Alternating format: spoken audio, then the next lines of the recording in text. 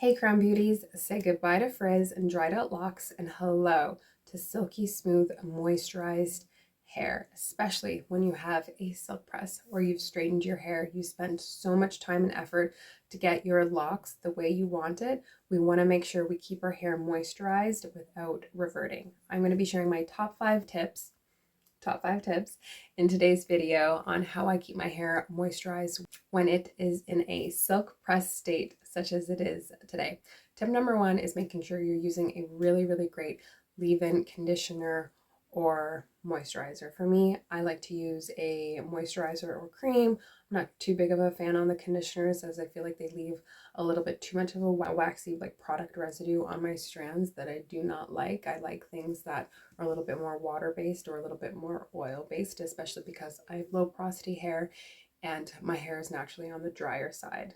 Obviously, my go-to leave-in moisturizer is the Cantu Daily Oil Moisturizer. I've used it in almost every single hair video in the entire duration of my channel. I've been using the product for over 6 years. I really do stand by it. It's so lightweight. It's so deep penetrating without leaving a waxy residue on your hair. It's affordable and it's easily accessible, at least for me. And the smell is great. It's not too overwhelming. It has a really great moisture content. So it has great slip. So I can apply it to my hair regardless of the style that I am doing. And I always apply it to my hair before I go into the blow dry step. So I'll wash, I'll deep condition, and then I'll apply my Cantu Daily Oil Moisturizer, and then I blow dry, and all that moisture gets locked into my hair strands during that blow drying process. It is so great. It's why I love it. And if by chance you do not have a leave-in product that you like yet, at least look for one that has water in the first 1 to 3 ingredients in the ingredient list, one that has a really great humectant, and a humectant like glycerin is just meant to help pull water and moisture into your strands so they can penetrate a little bit better. And one that has a natural ingredient in it, like a natural oil, whether that's a coconut oil or a jojoba oil or even aloe. Tip number two, I'm going to break into 2 parts, which is going to be 2A, seal with natural oils, 2B, which is going to be seal with a spray oil or a serum. So for me, I like to apply natural oils to my scalp and my roots because my scalp is a little bit on the drier end. I use the Carol's Daughter Goddess Locks oil on my scalp. I'll use it day 3, day 4, and I'll apply it maybe 3 days later, and then that's it. And I'll massage it into my hair, and I can apply it to the lengths of my hair, but I prefer to use spray oils and serums for the lengths of my hair. I've been using the OGX one, and I've been using the Proclaim Argan Oil spray on the lengths of my hairs. These products are so great. You want to make sure when you are looking to keep your silk press moisturized, you're thinking about the entirety of your hair. So the scalp, the roots, the lengths, and the ends specifically.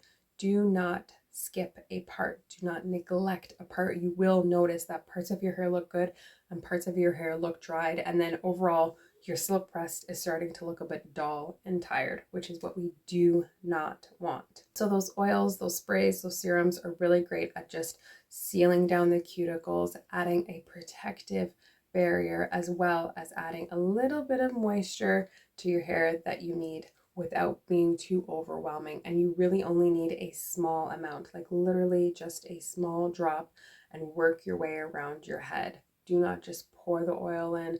Do not overdo on the sprays.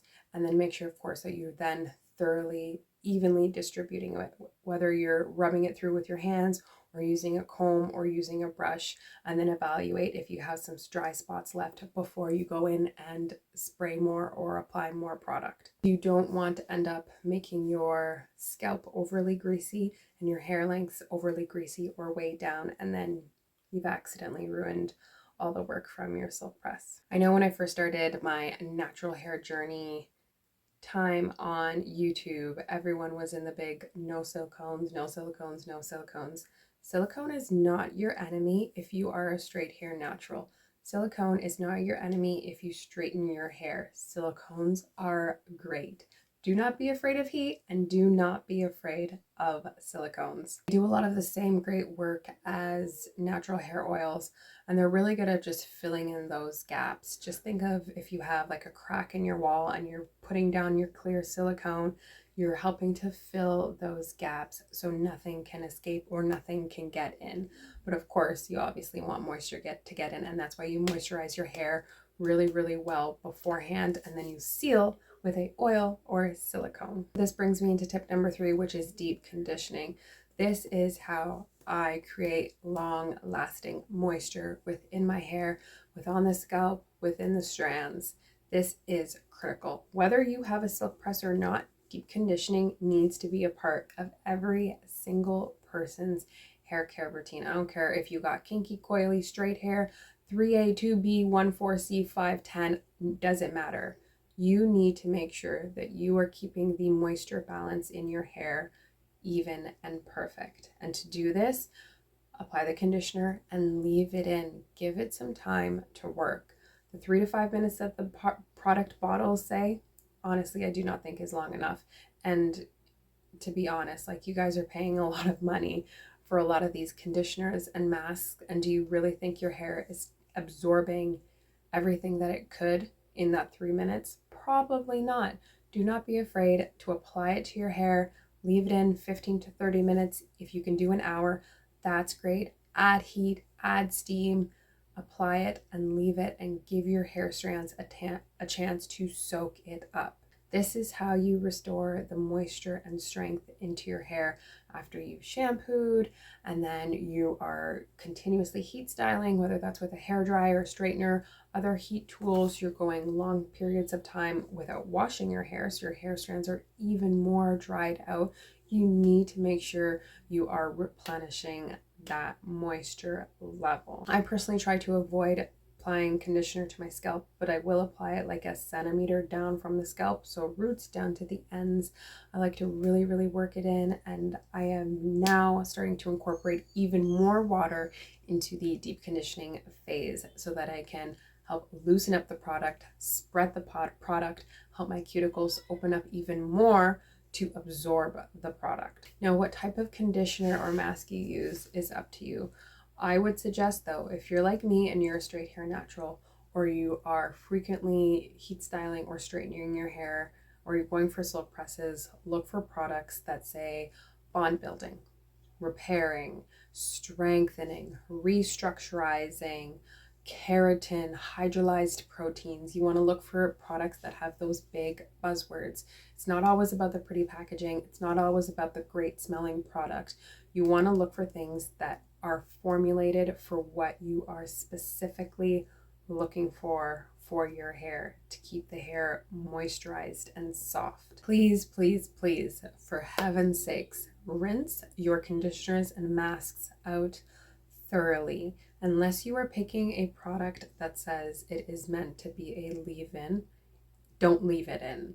I know it's tempting. You're thinking, oh, this product is nice, it's good, it's rich, it's creamy, let me just leave a little bit in it. Not if you plan on going into a silk press.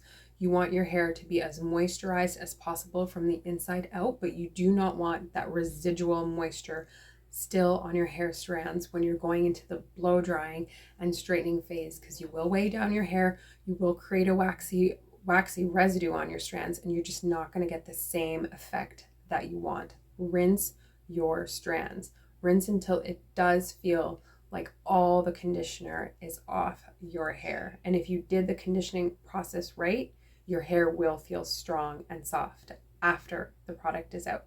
Tip number 4 is to avoid stripping your hair. I want you to please cleanse your hair thoroughly and cleanse it properly, but do not strip your hair to the point of it feeling dried out and parched, to the point where it feels like hay, to the point where it's feeling stiff and brittle and it's crying, and you're almost afraid to touch it and manipulate the strands because of how dried out it feels, and you're afraid of those strands then snapping and popping and breaking.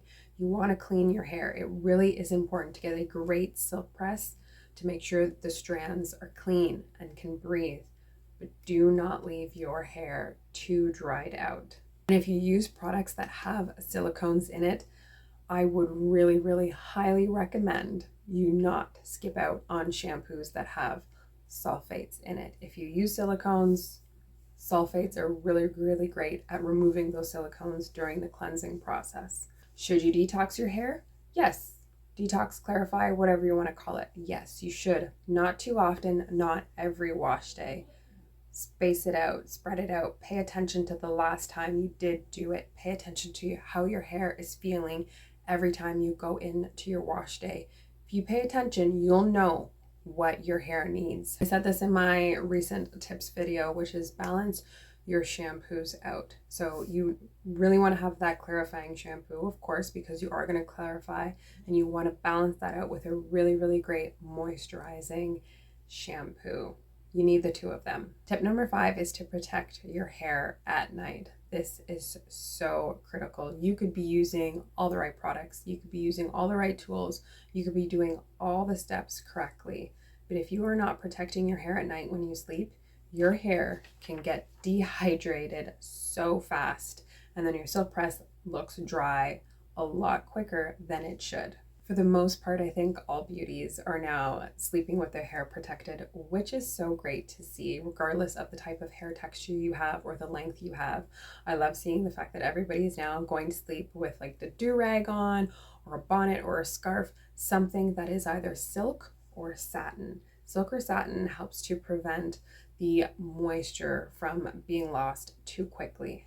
Cotton pillowcases, cotton scarves, cotton bonnets, all of that helps to suck up the moisture. So if it's the end of the day, you've done your hair oiling routine, you've done your scalp hair oiling, you've added your serums to the lengths of your hair, and then you're laying on your cotton pillow absorbs all of that, right? And that's why we're using silk and satin materials on our hair and adding a silk or satin pillowcase, especially if you are a rough and tumble sleeper and your sleep cap falls off in the middle of the night like mine does all the time. At least you have that extra step in place. You have your pillowcase to protect your hair and to protect your face. This is going to be the bonus tip, which is add a humidifier to your bedroom. If you do not have a humidifier, I suggest you get one. It's good for your entire body, but especially your hair. Right now it's winter. I live in Canada.